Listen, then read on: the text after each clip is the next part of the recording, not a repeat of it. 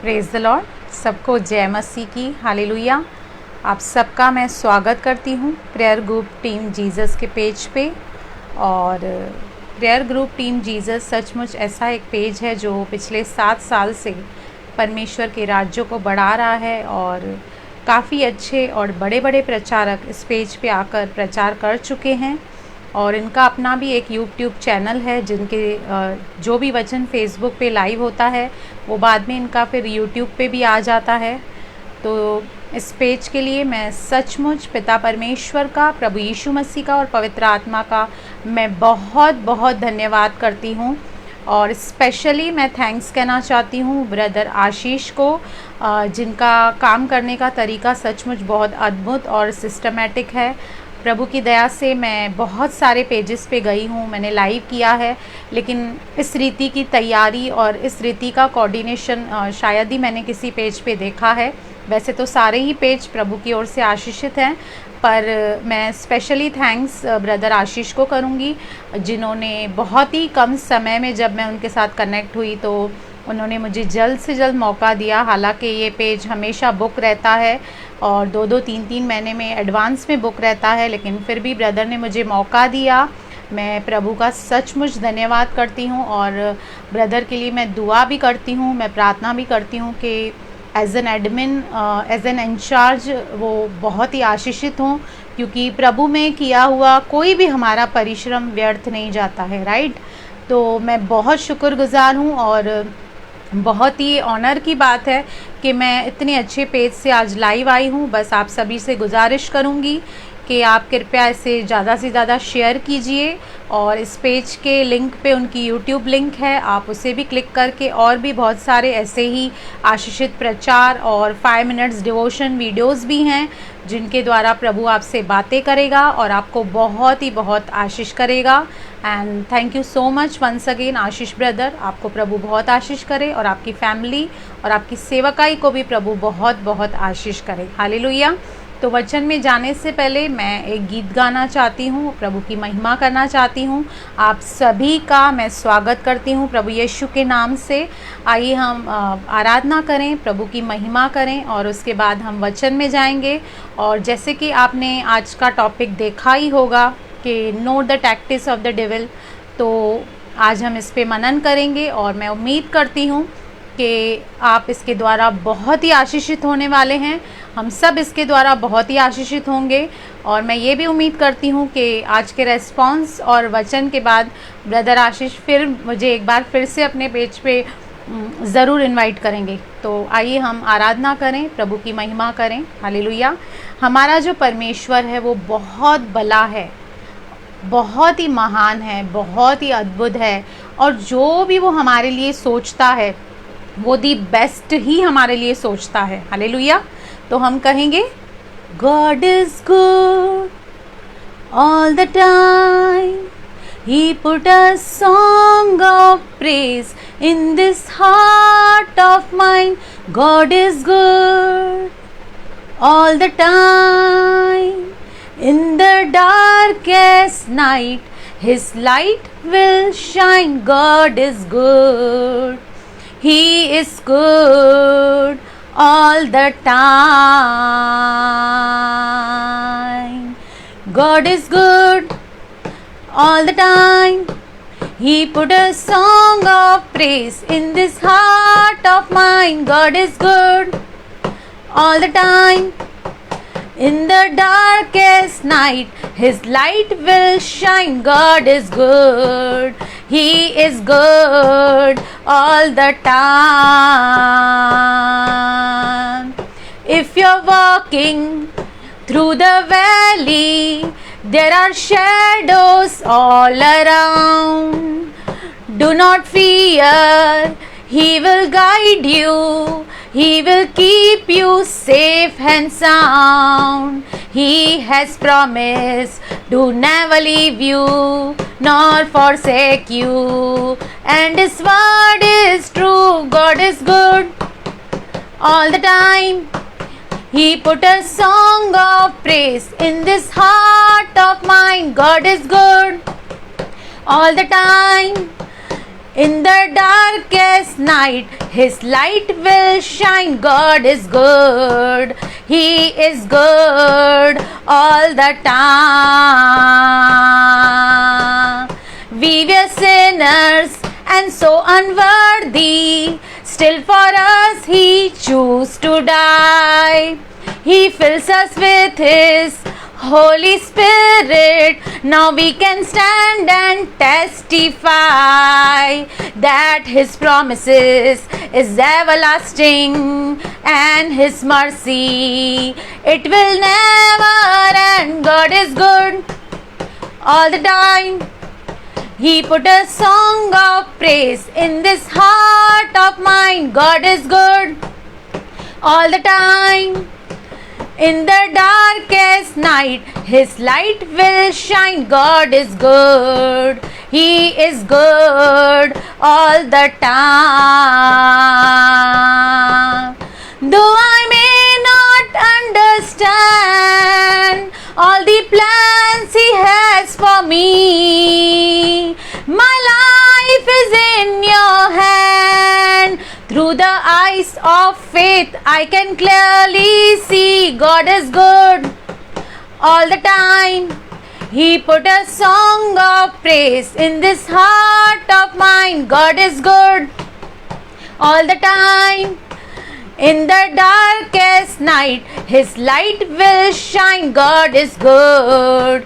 He is good all the time. Hallelujah, thank you Lord, thank you Jesus, thank you Holy spirit. आइए हम दुआ करें, आइए हम प्रार्थना करें।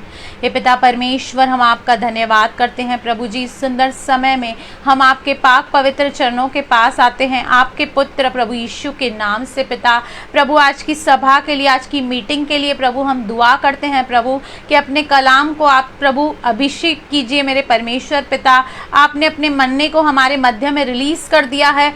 हम हाथ उठाकर आपका धन्यवाद करते हैं प्रभु। प्रभु हम इस पेज के लिए प्रभु दुआ करते हैं प्रभु। प्रेयर ग्रुप टीम जीसस के पेज को आप ब्लेस कीजिए प्रभु, मल्टीप्लाई कीजिए प्रभु, फ्लरिश कीजिए प्रभु।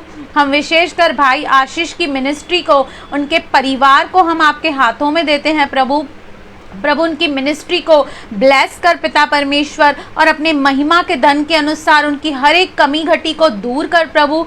जो इस पेज पे आए प्रभु आपकी आत्मा से भरा हुआ हो प्रभु। जो इस पेज पे आए प्रभु वो आपकी वाणी को लेकर आए प्रभु। प्रभु यहाँ पे और बड़े बड़े प्रचारक इस पेज के द्वारा प्रभु आपकी महिमा करें मेरे परमेश्वर पिता। प्रभु इनके फॉलोअर्स को आप प्रभु दुगना कीजिए मेरे परमेश्वर पिता। प्रभु हर एक जन जो इस पेज से जुड़ा है वो ब्लेस्ड हो प्रभु, आत्मा में उन्नति पाए प्रभु, आपकी रहमतों को पाए, आपके अनुग्रह को पाए, आपके प्रेम को पाए, आपकी बरकतों को पाए प्रभु। हम सारा आदर, सारी महिमा, हर एक बात की आपको देते हैं प्रभु।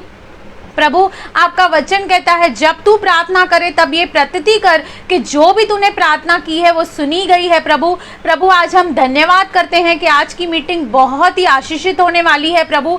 आज की मीटिंग बहुत ही ब्लेसेड होने वाली है प्रभु। इस मीटिंग को आप दुनिया के शोर तक जाने में सहायता करना, मदद करना प्रभु। जितने लोग भी ऑनलाइन बैठे हैं उन्हें भी हम आशीष करते हैं प्रभु यीशु के नाम से पिता। प्रभु इस वचन को और भी फैलने में, स्प्रेड होने में आप सहायता और मदद कीजिए प्रभु। आज के वचन के द्वारा आप हमसे बातें कीजिए और हमें आत्मा में उन्नति दीजिए और हमें आत्मा में बढ़ने के लिए आप सहायता कीजिए, मदद कीजिए प्रभु। 30 नहीं, 60 नहीं, पर प्रभु ये वचन 100 गुना फलवंत हो। हम यही दुआ प्रार्थना करते हैं प्रभु। हम सारा आदर, सारी महिमा आपको देते हैं, आपके पुत्र प्रभु यीशु मसीह के नाम से। आमीन, आमीन, हालेलुया। God bless you. प्रभु आपको बहुत ही बहुत आशीष करे आप सभी को। कृपया इस वचन को आप ज़रूर शेयर करते जाइए, क्योंकि ये वचन जो है ये बहुत इम्पॉर्टेंट है और आज के युग में हम मसीहों को इसके बारे में पूर्ण रीति से ज्ञान होना, शैतान की हर एक टैक्टिक्स को समझना हमें बहुत ज़रूरी है, क्योंकि लिखा है कि हम उसकी युक्तियों से अनजान नहीं हैं। हालेलुया। तो हमें उसकी युक्तियों को आज समझने की ज़रूरत है ताकि हम उसके ट्रैप में ना आए, उसके जाल में ना आए और हम मसीह जीवन में आगे बढ़ते जाएं। हालेलुया। तो आइए हम वचन की शुरुआत करते हैं। हम पहले निकालेंगे इफिसियों 6:12। हम वचन निकालेंगे इफिसियों की पत्री 6:12। देखिए ये वचन क्या कहता है, क्योंकि हमारा यह मल्ल युद्ध लहू और मांस से नहीं। सबसे पहले ये वचन कहता है कि हमारा कोई भी एनिमी नहीं है, कोई दुश्मन नहीं है। एक ही हमारा दुश्मन है जिसका नाम है शैतान। उसके बहुत सारे नाम हैं, उसे लूसीफर भी कहा जाता है, उसे डेविल भी कहा जाता है, उसे शैतान भी कहा जाता है। और एक ही हमारा दुश्मन है जो ये चाहता है कि हम मसीह से अलग हो जाएं, हम विश्वास से हट जाएं, हम अपने विश्वास से मुकर जाएं, हमारी जो गवाही यीशु मसीह में है वो खराब हो जाए। उसकी जो भी योजनाएं हैं हमारे लिए वो हानि की हैं, और वो यही चाहता है कि हम नष्ट हो जाएं। हालेलुया। क्योंकि यूहन्ना 10:10 क्या कहता है, चोर किसी और काम के लिए नहीं आता पर नाश करने, चोरी करने, घात करने, हत्या करने आता है। लेकिन प्रभु यीशु मसीह फरमा रहे हैं, मैं तुम्हें जीवन देने आया हूं और बहुतायत का जीवन देने आया हूं। हालेलुया। पर यहाँ पे इफिसियों का 6:12 देखिए कहता है कि क्योंकि हमारा यह मल्ल युद्ध लहू और मांस से नहीं, यानी कि हम अगर जे विश्वासी हैं, हम अगर जे प्रभु यीशु मसीह के चेले हैं, अनुयायी हैं, तो याद रखें आपका और मेरा दुश्मन कोई इंसान नहीं है। मांस और लहू हमारे दुश्मन नहीं है। हमारा ये युद्ध मांस और लहू यानी कि किसी मनुष्य, किसी इंसान, किसी भी ऑर्गेनाइजेशन, किसी कंपनी या किसी और से नहीं है। लेकिन हमारा जो युद्ध है वो किसके साथ है हम देखेंगे। क्योंकि हमारा यह मल्ल युद्ध लहू और मांस से नहीं परंतु प्रधानों से और अधिकारियों से और इस संसार के अंधकार के हाकिमों से और दुष्टता की आत्मिक सेनाओं से है। यहाँ पर वचन हमें क्लियर बता रहा है कि जो हमारा युद्ध है वो किसी इंसान के साथ नहीं है। जो भी हमारी प्रॉब्लम्स हैं या डिफरेंस ऑफ ओपिनियन है या डाह है या झगड़ा है या ईर्ष्या है, तो उसके लिए कोई भी जो शख्स है, इंसान, वो हमारा दुश्मन नहीं है। लेकिन एक ही हमारा दुश्मन है जो अंधकार में रहता है, जो अंधकार का शासक है, जो झूठा है और झूठ का वो पिता है। वो चाहता है कि कोई भी प्रभु यीशु मसीह के पास नहीं आए, कोई भी उद्धार नहीं पाए, किसी का भी जीवन परिवर्तन न हो। लेकिन वो चाहता है कि लोग अपने पापों में रहें, अपने गुनाहों में रहें, अपनी गंदी आदतों में और अपनी गंदी बातों में रहें और वो नरक जाएं। वो कभी नहीं चाहता कि वो अनंत जीवन में प्रवेश करें हम। हालेलुया। इसलिए सबसे पहले हमें अपने दुश्मन को पहचानने के लिए हमें ये समझना होगा कि आखिर हमारा जो ये युद्ध है वो है किसके साथ। क्योंकि हम मसीह में कई बार बहुत सारे लोगों को अपना दुश्मन बना के बैठते हैं।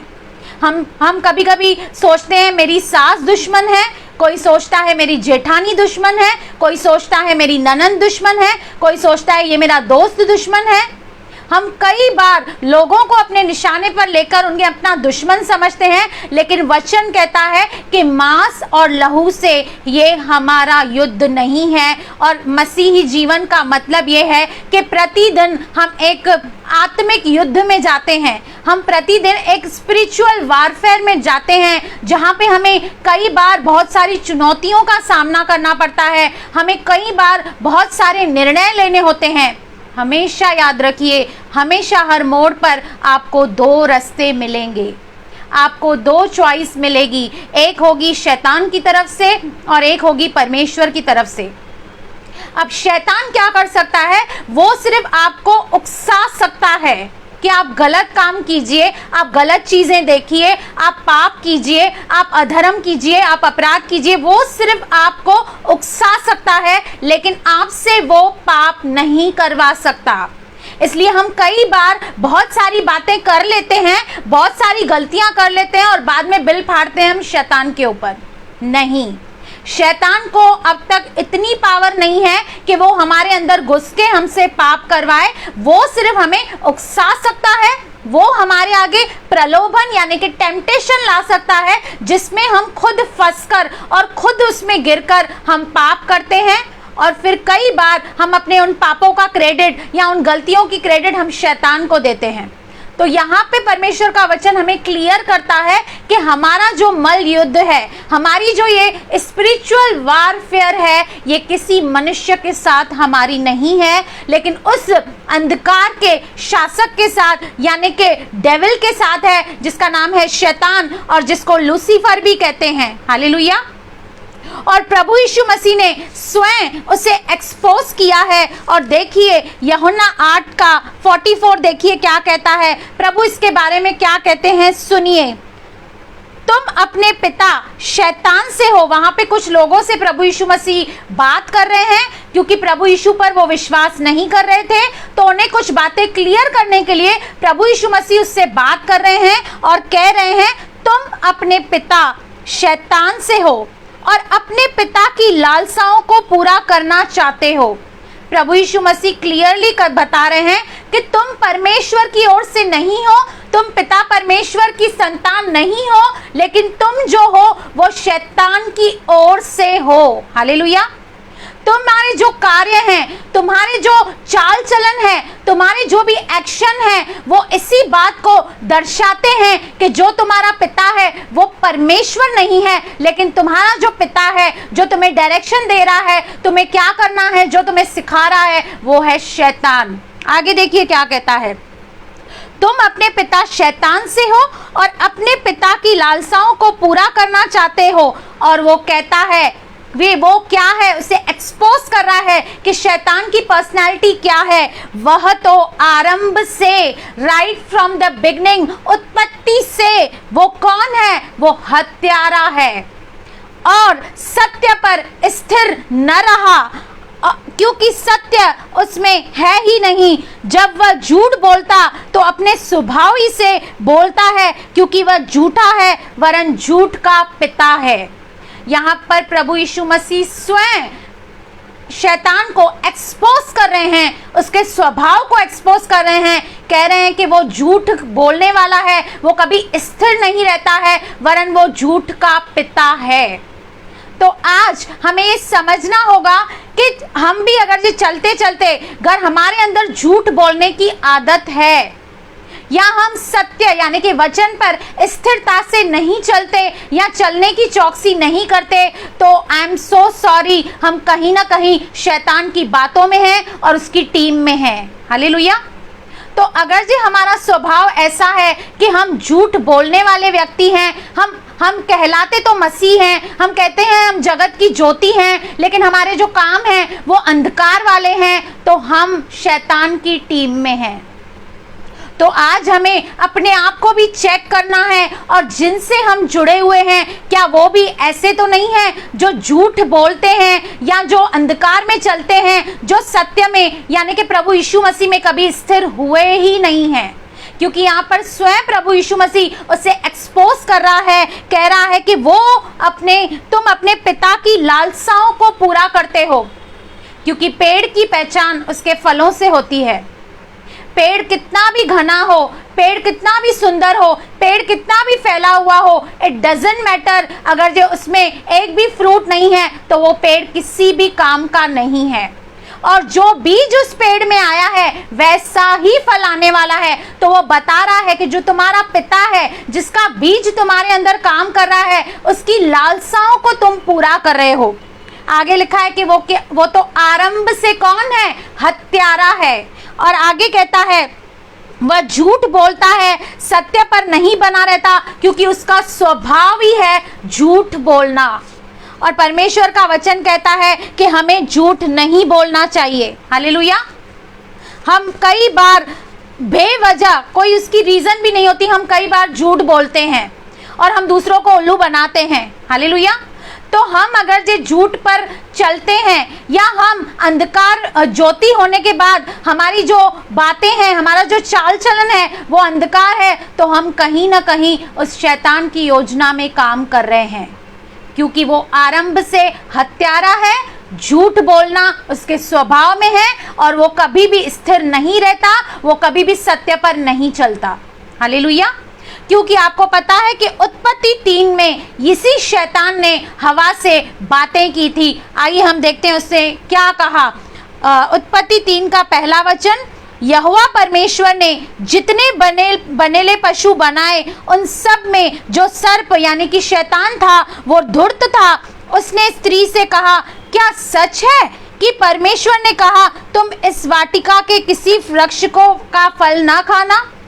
अब उसे ये बात अच्छे से मालूम थी कि परमेश्वर ने आदम को उस वृक्ष को खाने के लिए मना किया था, लेकिन उसे पता था कि जो हवा है वो सॉफ्ट टारगेट है, उसको मैं अपनी योजना में, अपनी प्लानिंग में मैं खींच सकता हूं। इसलिए वो कई बार हमारे भी अंदर परमेश्वर के व्यक्तित्व और उसकी अथॉरिटी के विषय में क्वेश्चन मार्क डालता है, क्योंकि लिखा है कि वो कौन है? उत्पत्ति से, आरंभ से वह हत्यारा है। हालेलुया। और उसने हवा से आगे देखिए क्या कहा, क्या सच है कि परमेश्वर ने कहा तुम इस वाटिका के किसी वृक्ष का फल न खाना? स्त्री ने सर्प से कहा, इस वाटिका के वृक्ष का फल हम खा सकते हैं, पर जो वृक्ष वाटिका के बीच में है उसके फल के विषय में परमेश्वर ने कहा है न तो तुम इसको खाना और न इसको छूना, नहीं तो तुम मर जाओगे। पहले क्या कह रहा है? क्या ये सच है कि परमेश्वर ने तुझे मना किया है? अब आप मुझे बताइए कि क्या परमेश्वर कभी झूठ बोल सकता है?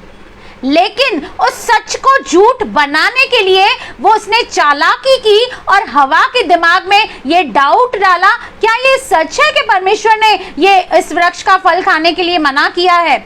और हवा मैडम भी उसे एंटरटेन करने लगी, उससे और बातें करने लगी और उसकी चाल में फंस गई।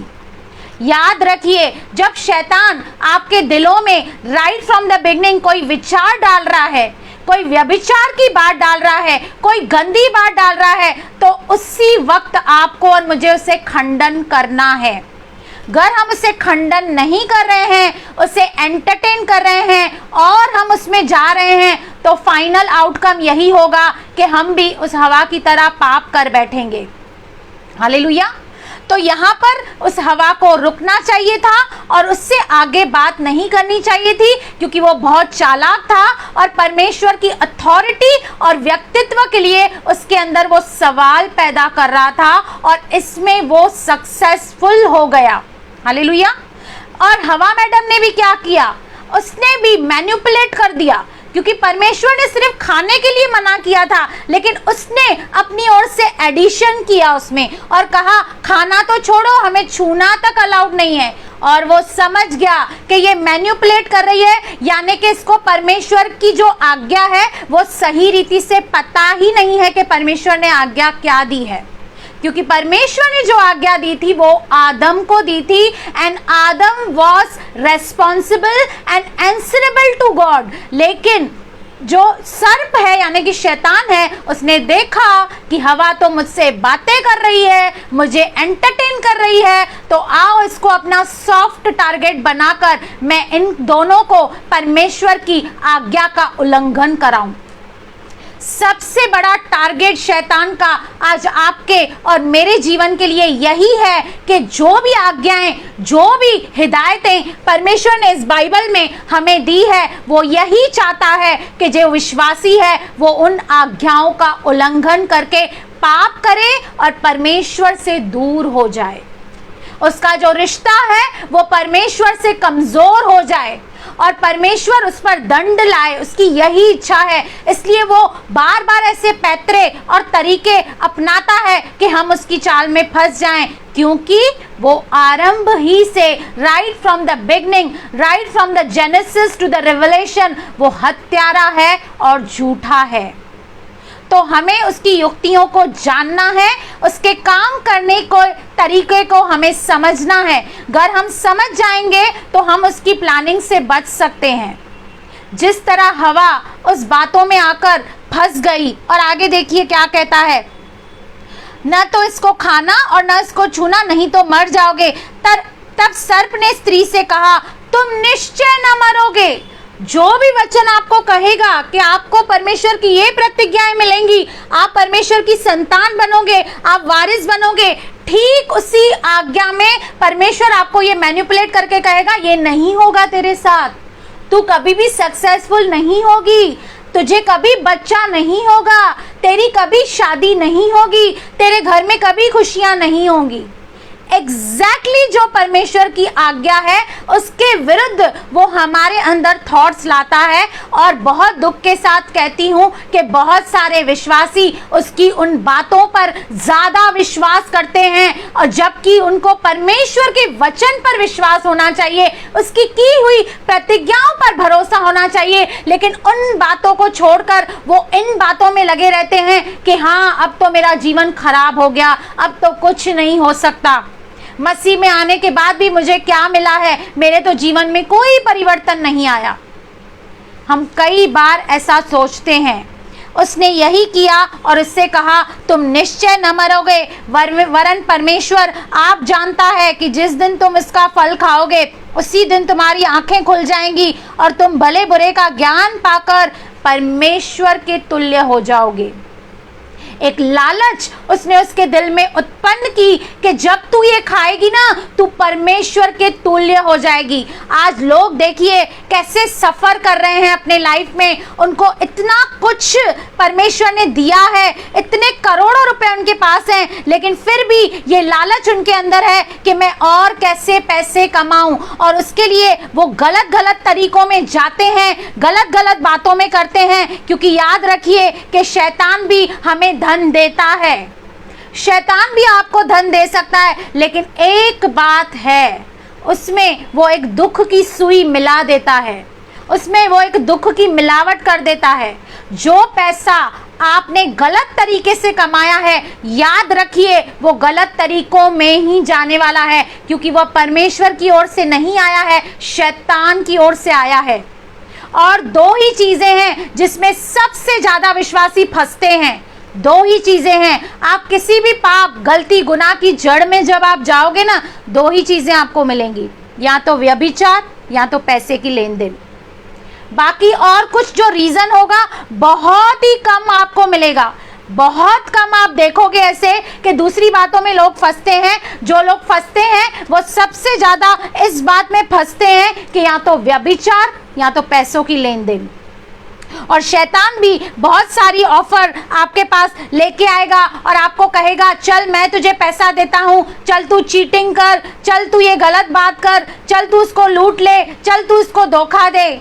आजकल हम ऑनलाइन में कितना देखते हैं कि लोग फ़ोन करते हैं, अच्छी अच्छी बातें करते हैं, अकाउंट नंबर लेते हैं और अकाउंट नंबर को ज़ीरो कर देते हैं। ये शैतान के तरीके हैं जिससे हमें सावधान रहना है।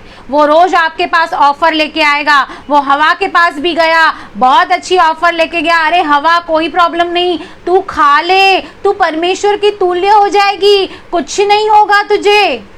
वैसे ही वो आपको कहेगा अरे तू थोड़ा पाप कर ले, अरे थोड़ा वो गंदा वीडियो देख ले, कुछ नहीं होता है, सब करते हैं, लोग करते हैं, सारी दुनिया कर रही है, तू भी थोड़ा कॉम्प्रोमाइज कर ले।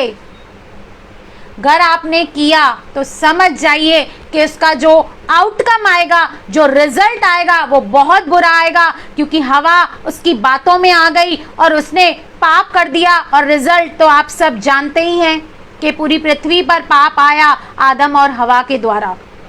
तो हम पहले आदम के अधीन नहीं हैं, पर हम अंतिम आदम के अधीन हैं, जो कि प्रभु यीशु मसीह है। हमें उसकी आज्ञाओं का पालन करना है, जो उसका वचन कहता है उस पर हमें मनन करना है, उस पर हमें विश्वास करना है और अपने एक्शन हमें उस कदर रखने हैं। हालेलुया।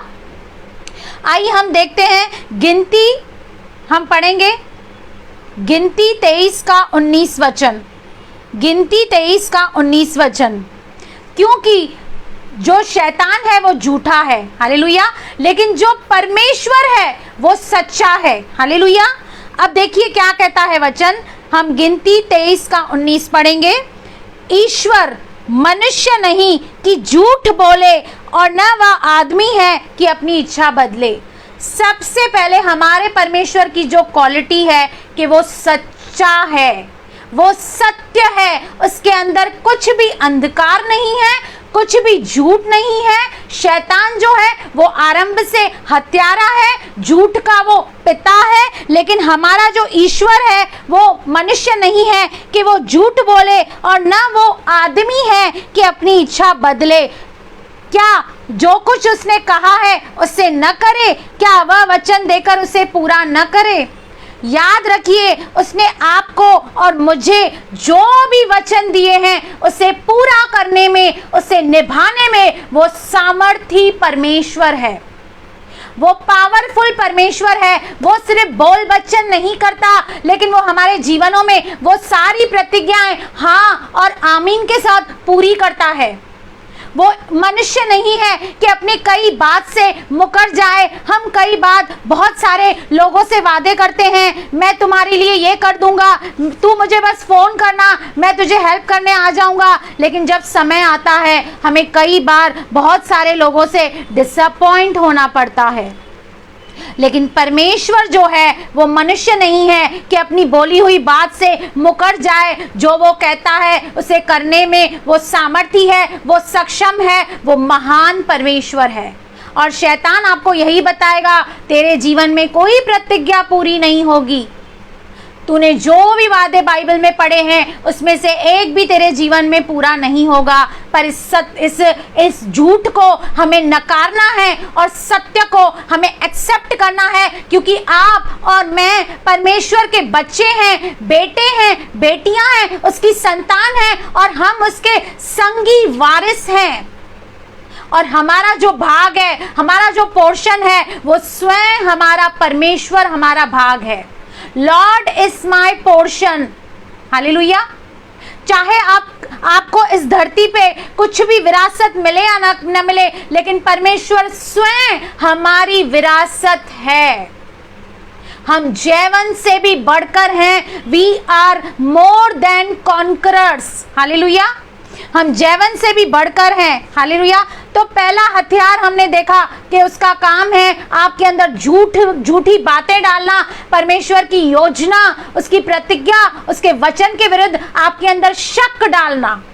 लेकिन हमें उसमें आना नहीं है, लेकिन हमें परमेश्वर की प्रतिज्ञाओं पर मनन करना है, उस पर विश्वास करना है, उस पर भरोसा करना है और उससे थामे रहना है।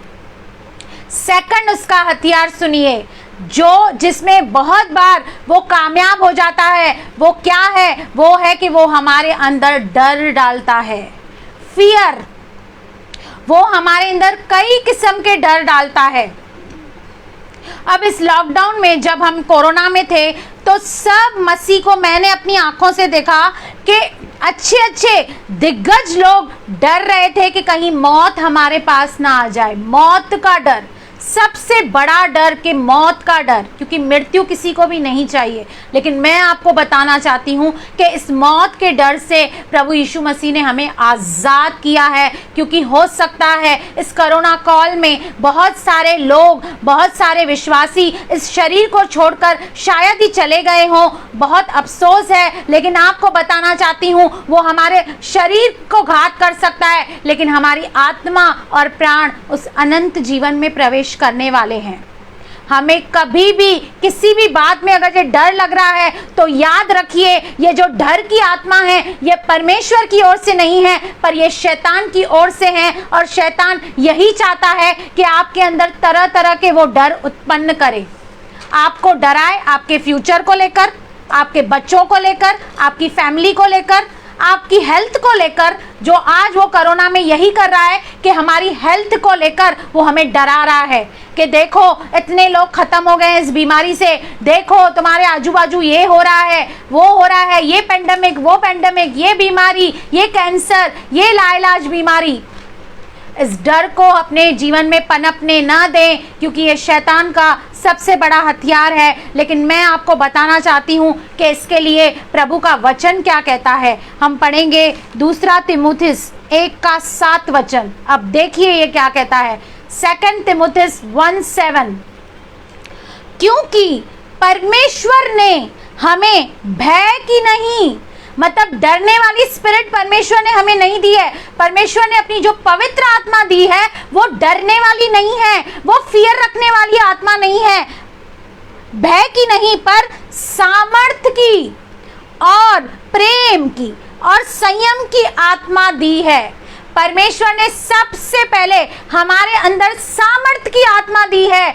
और सांपों और बिच्छुओं को हमें रौंदने का अधिकार दिया है। किसी भी चीज से तुम्हारी कुछ भी हानि न होगी।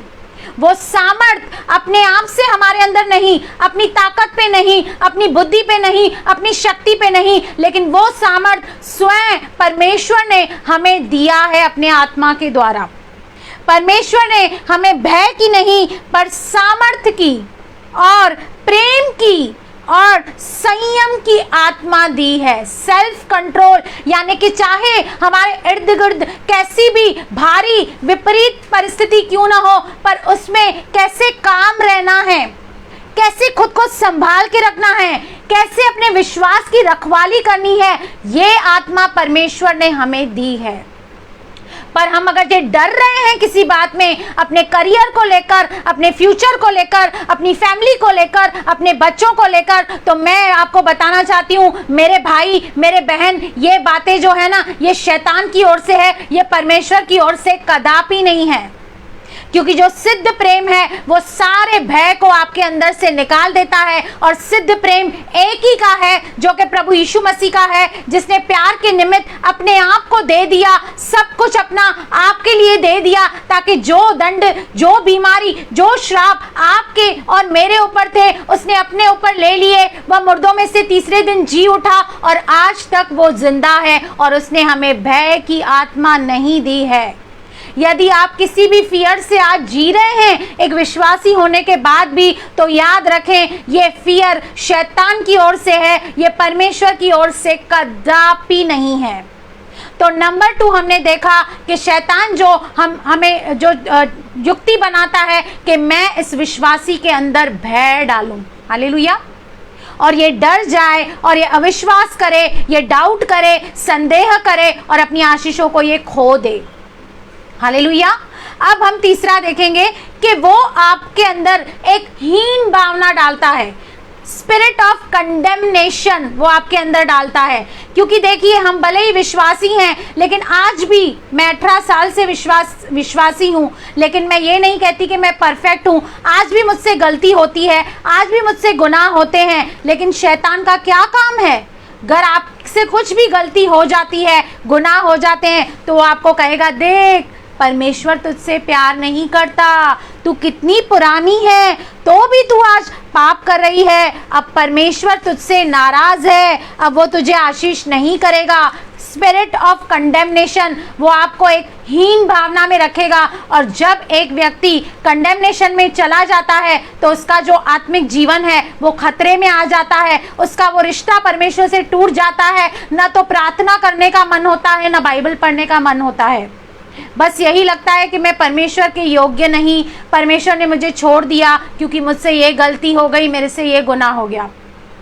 आज मेरे भाई, मेरे बहन, मैं आपको बताना चाहती हूँ कि परमेश्वर ने आपको नहीं छोड़ा है, क्योंकि जैसे ही हम प्रभु यीशु मसीह के लहू को पुकारते हैं तो प्रभु यीशु मसीह का लहू सामर्थी है, वो हर एक हमारे अपराध, पाप, अधर्म को हमसे दूर करके हमें शुद्ध करता है। हालेलुया। तो इस कंडेमनेशन में अगर जी आप जी रहे हैं तो इस कंडेमनेशन को अपने जीवन से पूर्ण रीति से निकाल दीजिए, क्योंकि ये कंडेमनेशन परमेश्वर की ओर से नहीं है, ये हीन भावना परमेश्वर की ओर से नहीं है, लेकिन शैतान की ओर से है, ताकि आपका जो रिश्ता है वो परमेश्वर के साथ अटूट न रहे और आपको ये हीन भावना में दबा के रखे, और आपको प्रार्थना करने से ये हीन भावना रोकती है, आपको आत्मिक रीति से बढ़ने में ये हीन भावना बहुत रोकती है आपको और मुझे। हालेलुया। हम इसके लिए पढ़ेंगे पहला यूहन्ना 1:9, 1 जॉन 1:9। यदि हम अपने पापों को मान लें तो सबसे पहले हमें अब पाप करते हैं तो हमें मानना है, हमें उसमें होशियारी नहीं दिखानी है कि नहीं मैंने पाप नहीं किया, मुझसे तो कभी गलती होती नहीं है, मैं तो कभी गलत हो ही नहीं सकती हूँ। No no no. यदि हम अपने पापों को मान लें, हम परमेश्वर के सामने एक्सेप्ट करें कि हाँ प्रभु मुझसे ये गलती हो गई है, हाँ प्रभु मुझसे ये गुनाह हो गया है, यदि हम अपने पापों को मान लें तो वह हमारे पापों को क्षमा करने और हमें सब अधर्म से शुद्ध करने में विश्वास योग्य और धर्मी है। चाहे आपने कितने भी घिनौने, गिरे हुए वर्स्ट से वर्स्ट आपने काम किया हो, यदि आप प्रार्थना कर रहे हैं, दिल से मान रहे हैं, उसे छोड़ने की मनसा रख रहे हैं, तो मैं आपको बताना चाहती हूँ कि मेरा परमेश्वर जब आप माफी मांगते हैं ना, उसी वक्त आपको माफ कर देता है। लेकिन मैं आपको ये भी बताना चाहती हूँ, कई बार परमेश्वर तो हमें माफ कर देता है, लेकिन हम अपने आप को माफ नहीं कर पाते और इस हीन भावना में रहते हैं कि अब मैं परमेश्वर की आराधना नहीं कर सकती, अब मैं परमेश्वर के राज्य के लिए इस्तेमाल नहीं हो सकती, क्योंकि मैंने ये गलती कर दी है, मैंने ये गुनाह कर दिया है, मुझसे व्यभिचार हो गया है, मैंने गलत वीडियो देख लिया है, मैंने ये बात कर दी है, मैंने वो बात कर दी है। नहीं, परमेश्वर ऑन दी स्पॉट आपको और मुझे क्षमा करता है, लेकिन आज ये जरूरत है कि हम अपने आप को क्षमा करें और उस हीन भावना से अपने आप को बाहर निकालें और फिर से एक मजबूत, एक घनिष्ठ, एक स्ट्रांग संबंध हम परमेश्वर से बनाएं और फिर उसकी हुजूरी में चले जाएं और वो हमें क्षमा करने में, हमें प्यार देने में बड़ा ही विश्वास योग्य और धर्मी है। हालेलुया। एक इंसान का प्रेम पता है कैसे, एक इंसान का माफ करना कैसे होता है। मान लीजिए मैंने गलती की, मैंने माफी मांगी, जिससे माफी मांगी वो कहेगा ओके सिस्टर चलो मैंने आपको माफ कर दिया, राइट। लेकिन अगर मैं फिर से कोई गलती करती हूँ और फिर से जाके उससे क्षमा मांगती हूँ, तो वो कहेगा देख अभी क्षमा मांग रही है, लास्ट टाइम भी तूने गलती की थी ना। तो इंसान की फितरत क्या है कि वो याद रखता है, क्षमा तो कर देता है पर वो याद रखता है। लेकिन परमेश्वर जब हम उससे माफी मांगते हैं तो वो याद नहीं रखता, लेकिन वो मिटा देता है, कंप्लीटली अपने डायरी से वो इरेज कर देता है कि मेरे बेटे ने या मेरी बेटी ने ये कभी गलती करी थी, जब हम उससे क्षमा मांगते हैं दिल से। हालेलुया। क्योंकि रोमियो 8 का पहला वचन देखिए क्या कहता है। रोमियो, हम निकालेंगे रोमियो 8 का पहला वचन।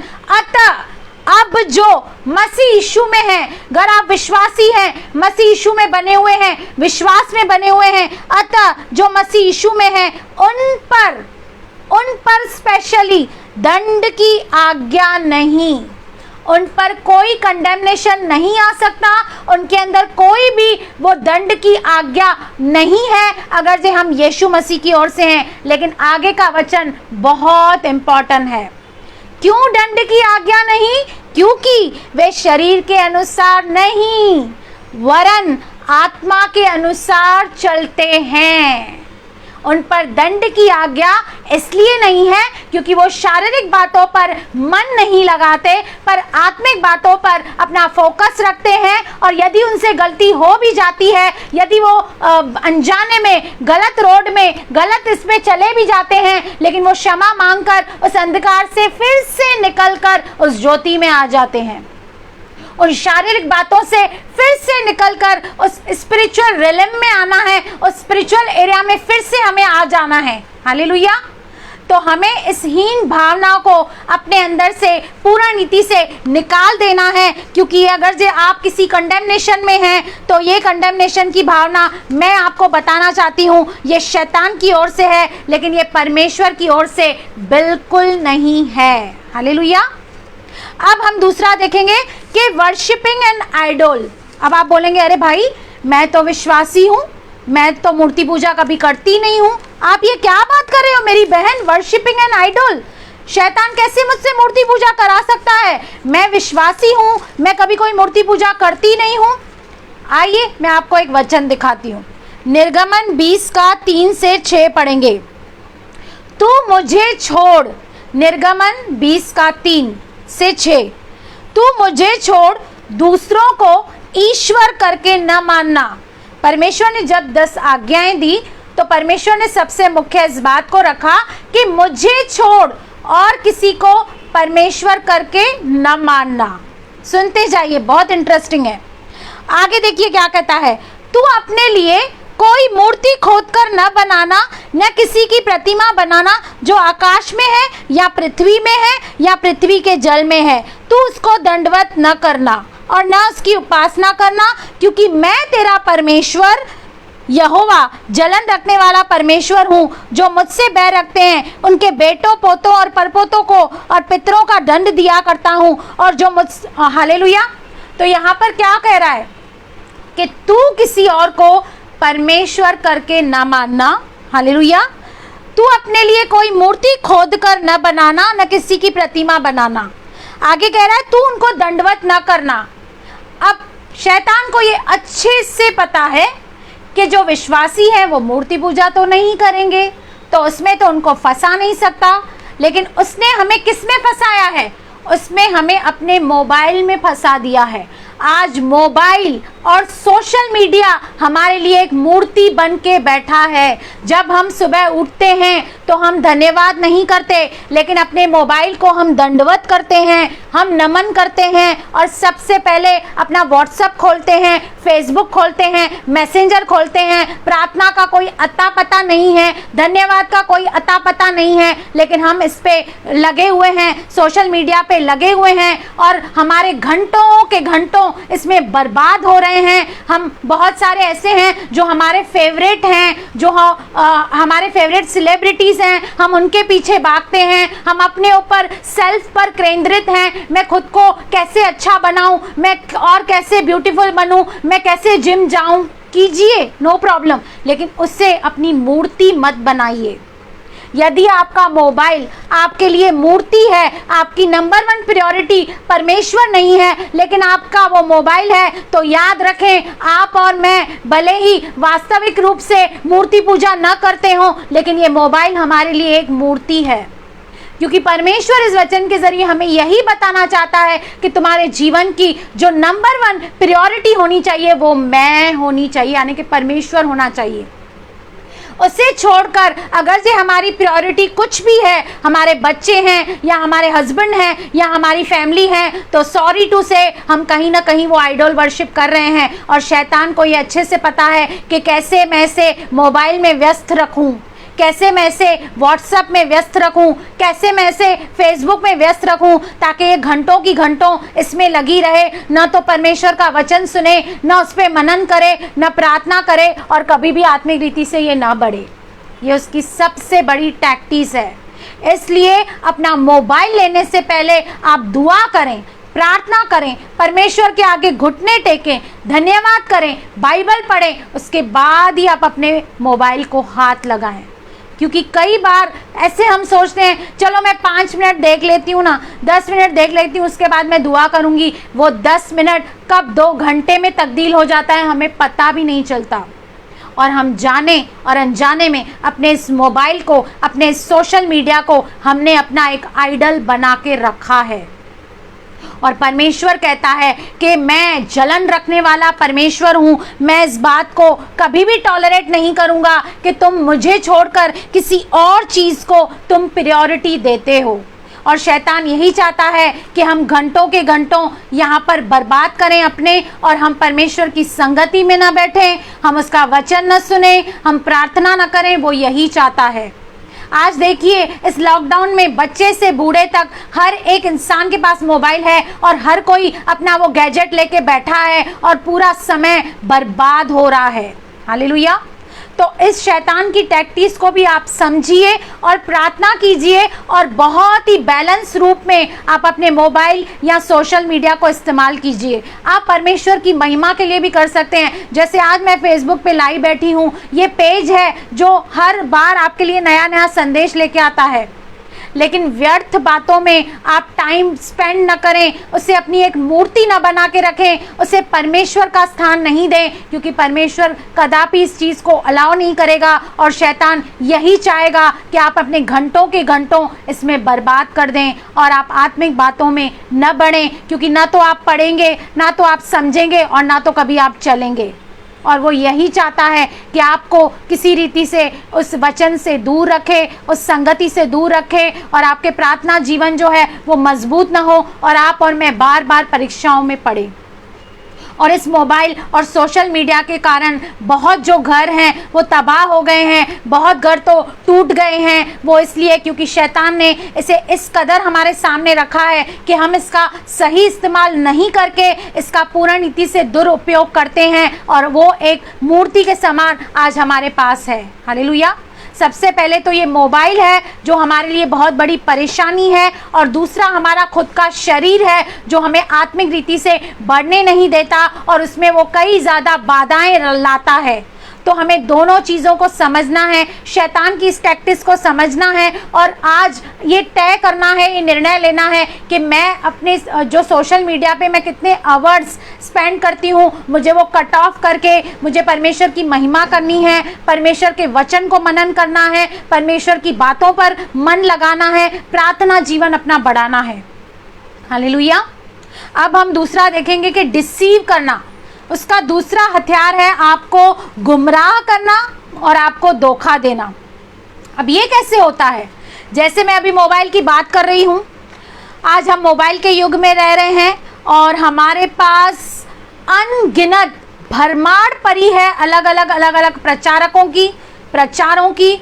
बहुत अच्छी बात है, आप सुने, मुझे कोई दिक्कत नहीं है, लेकिन मैं आपको बताना चाहती हूँ कि ये ज्ञान तो बहुत बढ़ते जा रहा है, क्योंकि चारों ओर प्रचार, सबके अलग अलग प्रचार हमारे पास अवेलेबल हैं, सब अलग अलग रीति से हमारे साथ जुड़े हुए हैं। लेकिन इसमें एक बहुत बड़ा खतरा भी है जो हमें समझने की ज़रूरत है, क्योंकि आपको ऐसे ही प्रचारकों के ज़रिए और कुछ ऐसे ही प्रचारों के ज़रिए शैतान आपको और मुझे भरमा सकता है।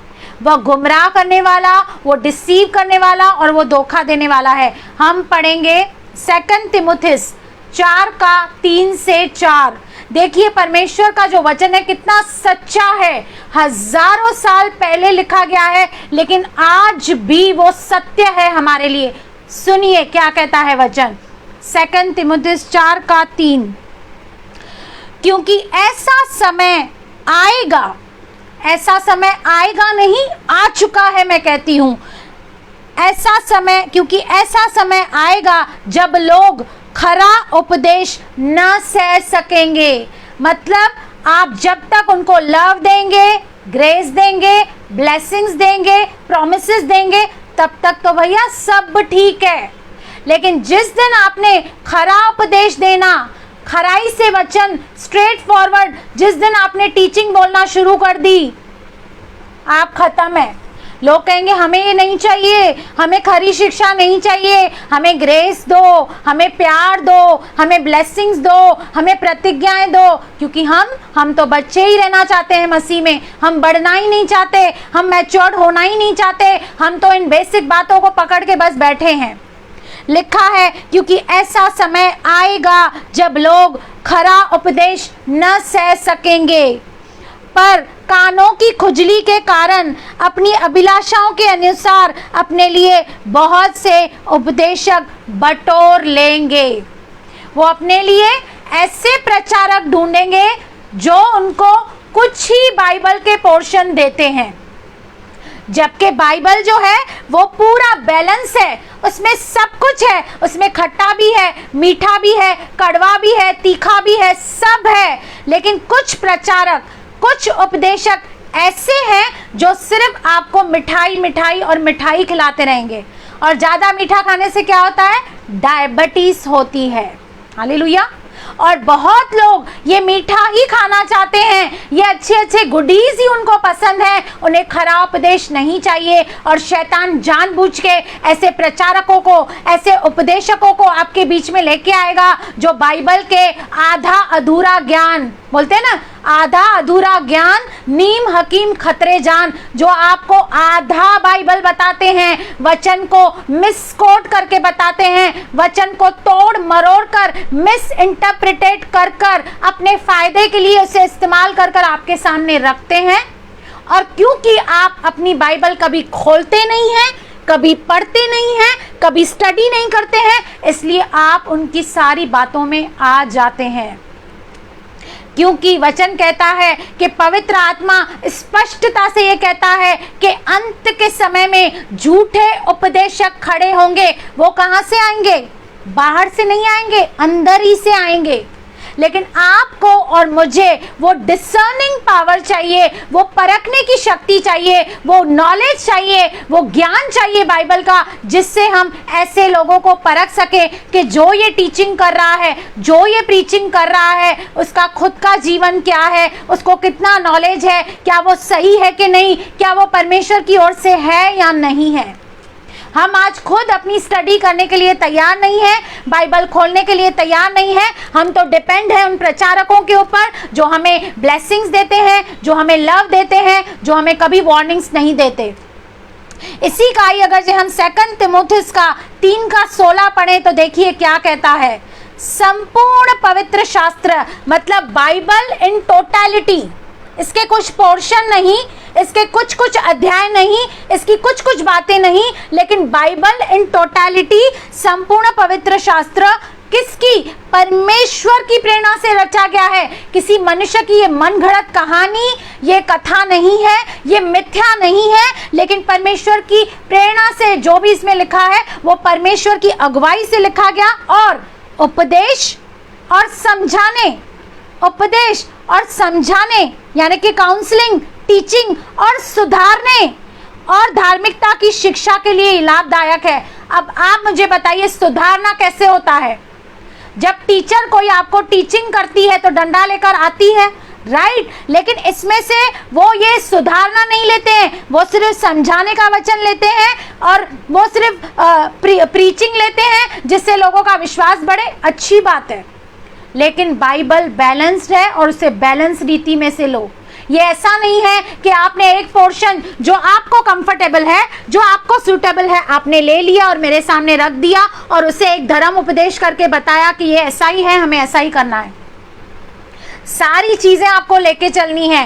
बैलेंस डाइट में क्या होता है? कार्बोहाइड्रेट्स भी होते हैं, प्रोटीन्स भी होता है, फैट्स भी होता है, मिनरल्स भी होते हैं, विटामिन्स भी होता है। आप सिर्फ कार्बोहाइड्रेट्स खाएंगे नहीं चलेगा, आप सिर्फ प्रोटीन्स खाएंगे नहीं चलेगा, आप सिर्फ फैट्स खाएंगे नहीं चलेगा, आपको सब कुछ संतुलित मात्रा में चाहिए। वैसे ही बाइबल की सारी चीजें हमारे लिए हैं, वो हमारे लिए लिखी गई है और सभी को हमें साथ लेके चलना है।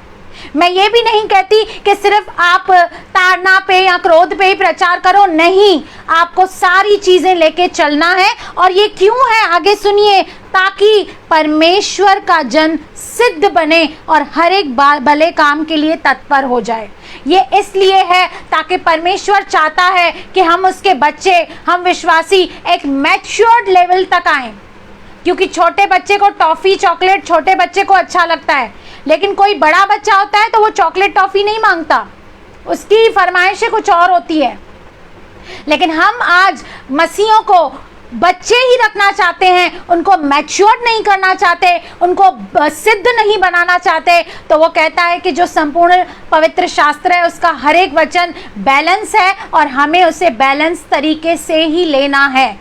आधा अधूरा ज्ञान नहीं, लेकिन पूरा पूरा प्रकटीकरण, और वो भी पवित्र आत्मा की ओर से, परमेश्वर की ओर से आपको और मुझे वचन का होना चाहिए। जब वो प्रकटीकरण होगा, जब आप उसको लोगों के सामने रखोगे, प्रचार करोगे, तो वो इफेक्टिव होगा आपके भी लाइफ में और जो सुन रहे हैं उनके भी लाइफ में वो वैसे फल उत्पन्न करेगा। हालेलुया। क्योंकि जैसे आप सुनते हैं वैसे ही आपकी सोच बनती है, जैसा आप सुनते हैं वैसा ही आपका कैरेक्टर बनता है। तो आप क्या सुन रहे हैं और किससे सुन रहे हैं ये आप चेक करें, क्योंकि शैतान आपके सामने ऐसे भरमाने वाले उपदेशक और प्रचारक लाएगा जो आपको सिर्फ अच्छी अच्छी बातें कहेंगे, जो कभी भी आपको ताड़ना नहीं बताएंगे, परमेश्वर का क्रोध नहीं बताएंगे, सिर्फ आपको ब्लेसिंग और लव के बारे में बताएंगे। तो आज हमें शैतान की इस टैक्टिक्स को भी देखना है और देखना है कि हम किससे सुन रहे हैं, हम किससे सीख रहे हैं। और सबसे बड़ी बात कि मेरी अपनी बाइबल स्टडी होना बहुत ज़रूरी है। किसी के भी ऊपर डिपेंड मत रहें, लेकिन आज मैंने भी आपको जो बोला है आप वचन देख लीजिए, घर पे पढ़ लीजिए, समझ लीजिए। आप मुझ पर भी भरोसा मत कीजिए, लेकिन आप स्वयं जाके ये सारे रेफरेंस आप देख लेना। हालेलुया। तो मैंने आपको आज शैतान के कुछ काम करने के तरीके बताए, क्योंकि हमारा दुश्मन कोई मांस और लहू नहीं, लेकिन शैतान है और उसकी सेना है, और वो हम पे कैसे दाव चलाता है, वो हम पे कैसे वार करता है, हमें ये सोचने और देखने की बहुत बड़ी आवश्यकता है। तो नंबर 1 मैंने आपको बताया कि जो शैतान है वो आरंभ से झूठा है, हत्यारा है। दूसरा मैंने बताया कि वो आपके अंदर डर पैदा करता है, तीसरा मैंने बताया कि वो आपके अंदर हीन भावना, कंडेमनेशन की भावना पैदा करेगा। वो आपको आपके सामने ऐसे आइडल रखेगा, या तो मोबाइल, या तो बच्चे, या तो फैमिली, या आपके घर के काम, जैसे आप परमेश्वर की ओर न जाएं। और वो आपको डिसीव करेगा, आपको वो धोखा देगा, भरमाएगा अलग अलग प्रचारकों के द्वारा, प्रचार के द्वारा, ताकि आप सत्य की जो खरी शिक्षा है वो आप ना पाएं और आप बालक बने ही रह जाएं। हालेलुया। क्योंकि जब आपको पता ही नहीं होगा, जब आपने सुना ही नहीं होगा, तो आप समझोगे कैसे? और जब आपने सुना ही नहीं, समझा ही नहीं, तो चलने की तो बात पैदा ही नहीं होती है। हालेलुया। तो इन सारे क्षेत्रों में आप अपने आप को चेक करें और सुसमाचार आप जरूर सुनाएं, क्योंकि शैतान का ये भी हथियार है कि हम सुसमाचार न सुनाएं। कई लोग डरते हैं, घबराते हैं, शर्माते हैं, कहते हैं मुझे नहीं आता सुसमाचार सुनाना, मैं नहीं सुना सकती सुसमाचार। मेरे भाई, मेरे बहन, घबराइए नहीं, डरिए नहीं, क्योंकि पवित्र आत्मा आपको और मुझे इसीलिए दिया गया है ताकि वो हमारी सहायता करे और मदद करे। आप अपनी गवाही लोगों को बताइए, शर्माइए मत, घबराइए मत। कोई बात नहीं, आपका पास्ट कितना भी बुरा क्यों ना हो, आपके जीवन में आपने कितने भी पाप क्यों ना हो, खुले रीति से, बेबाकी से आप उसे परमेश्वर की महिमा के लिए लोगों को बताएं और लोगों के सामने वो सच्चाई रखें। और सचमुच जो लोग हैं उस गवाही पे, उस सुसमाचार पर विश्वास करेंगे। क्योंकि पौलुस जो है वो रोमियो 1:16 में कहता है, क्योंकि मैं सुसमाचार से नहीं लज्जाता, इसलिए कि वह हर एक विश्वास करने वाले के लिए, पहले तो यहूदी और यूनानी के लिए उद्धार के निमित्त परमेश्वर की सामर्थ है। याद रखें, जब आप और मैं सुसमाचार सुनाते हैं तो हम लोगों को परमेश्वर की वो सामर्थ देते हैं। उस वक्त परमेश्वर की सामर्थ अद्भुत रीति से कार्य करती है। लेकिन शैतान आपको यही करेगा कि तू सुसमाचार नहीं बता सकती, तू सुसमाचार नहीं बता क्योंकि तेरे को वचन नहीं आता है, तू बोलने में निपुण नहीं है, तू नहीं बता। और बहुत लोग शर्माते हैं। जब अनबिलीवरों को देखिए, इतनी बड़ी बड़ी बातें करते हैं, गलत गलत बातें करते हैं, उनके वीडियो पे मिलियंस लोग लाइक करते हैं। गलत बातें, खराब बातें रखकर वो मिलियंस लोगों को अपना फैन बनाते हैं। लेकिन हम विश्वासी सुसमाचार सुनाकर लोगों को हम क्यों ना जीतें, हम क्यों ना मिलियंस लोगों को प्रभु यीशु मसीह के पास लाएं। ये सोशल मीडिया हमारे पास बहुत अच्छा प्लेटफॉर्म है, क्यों ना हम इसे इस्तेमाल करें और लोगों के पास सुसमाचार फैलाएं। क्योंकि आज हमारे चारों ओर बैड न्यूज़ और बैड न्यूज़ है, कोई भी गुड न्यूज़ देने वाला है ही नहीं, कोई भी लोगों को आशा देने वाला नहीं है। आज लोग पूर्ण रीति से निराश हैं, हताश हैं, कंप्लीटली डिस्करेज हैं। लेकिन हमें इस सुसमाचार से लज्जाना नहीं है, क्योंकि भाई पौलुस कहता है, हाय मुझ पर अगर जे मैं सुसमाचार नहीं सुनाता। मैं इतनी पुरानी हो गई हूँ, आप इतने पुराने हो गए हो, लेकिन आज तक आपने किसी को सुसमाचार नहीं सुनाया। लेकिन हमें धिक्कार है अगर जो हम सुसमाचार नहीं सुनाते। और शैतान हमारे दिल में यही डालेगा कि सुसमाचार नहीं बता, ये तो कभी नहीं मानेगी, ये तो कभी नहीं सुधरेगा, ये तो तेरी बात मानेगा ही नहीं, तुझे तो बात करने आता ही नहीं, तुझे तो वचन का प्रचार करने आता ही नहीं। हमें परमेश्वर का प्रेम उन्हें देना है, हमें सुसमाचार बताना है और लोगों को परमेश्वर के पास लाना है। हालेलुया। तो मैंने आपके सामने इस वचन के जरिए कुछ टैक्टिक्स रखी जो शैतान हमारे जीवन में इस्तेमाल करता है, ताकि हम मसीह से दूर हो जाएं, ताकि हम वचन से दूर हो जाएं, ताकि हम परमेश्वर की उस स्पेशल हुजूरी से, उसकी संगति से दूर हो जाएं। Know the tactics of your enemy. आपका और मेरा एक ही दुश्मन है जो कि है शैतान, और उसकी टैक्टिक्स से, उसकी युक्तियों से हम अनजान नहीं हैं। यदि आप में से कोई भी ऐसा है जो इन चीज़ों में फंसा हुआ है या कुछ बातें हैं, तो मैं उम्मीद करती हूँ कि आज के वचन के द्वारा आपने बहुत ही परमेश्वर से आशीष पाई होगी। और मैं इस वचन की सारी आदर, सारी महिमा मैं प्रभु को देती हूँ, क्योंकि मुझे प्रभु में आए हुए तकरीबन 18 साल हुए हैं। हालेलुया। और इन 18 सालों में प्रभु ने मुझे बहुत संभाला है और बहुत अपनी महिमा के लिए इस्तेमाल किया है। मैं आपके लिए भी दुआ और प्रार्थना करूंगी कि जितने भी आप लाइव बैठे हैं, आप सभी को परमेश्वर अपने राज्य और महिमा के लिए इस्तेमाल करे। मैं फिर से धन्यवाद देना चाहूँगी prayer group team Jesus page का, जिन्होंने ये मौका दिया। और मैं उम्मीद करती हूँ कि भाई आशीष मुझे मौका दे के रिग्रेट नहीं कर रहे होंगे और वो फिर से ज़रूर मुझे इस पेज पे बुलाएंगे। मैं फिर से आपके बीच में वचन रखूँगी। आपको प्रभु बहुत बहुत आशीष करे। मैं उम्मीद करती हूँ कि इस वचन के द्वारा आप सभी बहुत ही आशीषित हुए हैं। हालेलुया। आइए हम लास्ट की प्रेयर करें और इस सेशन को हम यहाँ पर समाप्त करें। आपसे अनुरोध है कि कृपया इसे ज़्यादा से ज़्यादा लोगों को शेयर करें, ताकि जितने भी लोग इन बातों में फंसे हुए हैं वो बाहर निकलें। और इसी पेज का यूट्यूब लिंक भी आपको मिल जाएगा, आप उसे भी ज़्यादा से ज़्यादा शेयर करें और हम मिलकर परमेश्वर की महिमा करें। हालेलुया। Thank you Lord, thank you Jesus, thank you Holy Spirit. हे पिता परमेश्वर, हम आपका धन्यवाद करते हैं। इस सुंदर समय में हम आपके पाप पवित्र चरणों में आते हैं। प्रभु, हम आपका कोटि कोटि और वारंवार धन्यवाद करते हैं। आज के सेशन को आपने बहुतायत से ब्लेस किया। प्रभु, मैं दुआ करती हूँ, मैं प्रार्थना करती हूँ, इस मीटिंग को प्रभु आप वहाँ पहुँचाइए जहाँ जहाँ पर लोगों को इस संदेश की ज़रूरत है। जो प्रभु शैतान की इन बातों में आए हुए हैं प्रभु, उन लोगों तक ये मीटिंग पहुंचाने में सहायता कर, मदद कर प्रभु। इस पेज को इस्तेमाल कर ताकि प्रभु ये जो मीटिंग है वह प्रभु लाखों और करोड़ों लोगों तक पहुंचे मेरे परमेश्वर पिता, ताकि प्रभु हम आपके वचन का सही अर्थ समझ पाए प्रभु। आपके प्रभु उस वचन का सही उद्देश्य हम समझने पाए प्रभु। शैतान कदापि इस वचन को चुराने न पाए प्रभु, लेकिन जिस कार्य के लिए भी आपने ये वचन भेजा है वह बहुतायत से वो कार्य हमारे जीवन में हो, और 30 नहीं, 60 नहीं, लेकिन हम 100 गुना फलवंत हो प्रभु।